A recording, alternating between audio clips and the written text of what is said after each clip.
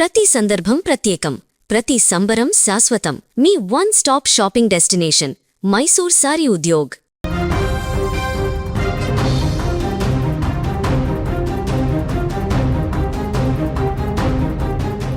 తన విలక్షణమైన మాట తీరుతో, వినోదభరితమైన డైలాగులతో సోషల్ మీడియా సామ్రాజ్యాన్ని ఒక్క ఊపు ఊపిన కుర్చీతాత అలియాస్ మహమ్మద్ పాషా ఇక లేడు.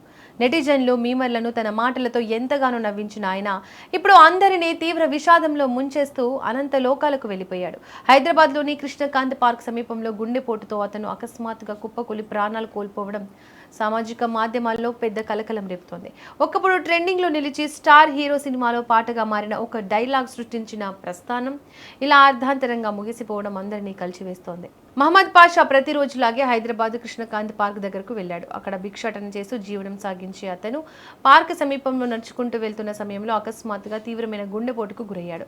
అక్కడ ఉన్న స్థానికులు, పార్క్ సిబ్బంది అతన్ని గమనించి ప్రాణాలు కాపాడేందుకు సిపిఆర్ చేసే ప్రయత్నంలోపే అతను కన్నుమూశాడు. నిమిషాల వ్యవధిలోనే అతని ప్రాణాలు గాల్లో కలిసిపోవడంతో అక్కడి వారు దిగ్భ్రాంతికి గురయ్యారు. వెంటనే స్పందించిన పార్క్ సిబ్బంది మహమ్మద్ పాషా కుటుంబ సభ్యులకు ఈ చేదు వార్తను అందించారు. గతంలో ఒక యూట్యూబ్ ఇంటర్వ్యూలో మహమ్మద్ పాషా సరదాగా చెప్పిన ఒక మోనోలాగ్ సోషల్ మీడియాలో ఏ స్థాయిలో వైరల్ అయిందో మనందరికీ తెలిసిందే.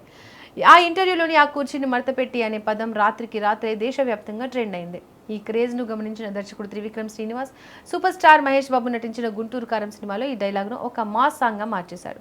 థియేటర్లలో ఈ పాట రీసౌండ్ తెచ్చింది. ఆ సమయంలో సినిమా యూనిట్ కుర్చీతాతకు కొంత ఆర్థిక సాయం కూడా చేసిందని ప్రచారం. ఆ క్రేజ్ ఎక్కువ రోజులు నిలవలేదు. సినిమా విడుదలైన కొన్నాళ్లకే కుర్చీతాత జీవితం మళ్లీ మొదటికే వచ్చింది.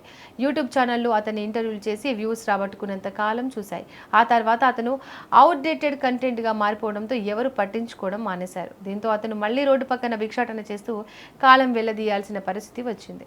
నిన్నటి వరకు తమ మీమ్స్తో, ట్రోల్స్తో కోట్ల మందికి వినోదాన్ని పంచిన కుర్చీతాత హఠాన్ మరణం చెందగానే వార్త వినగానే సోషల్ మీడియా వేదికగా మీమర్స్, నెటిజన్లు కన్నీటి పర్యంతమవుతున్నారు.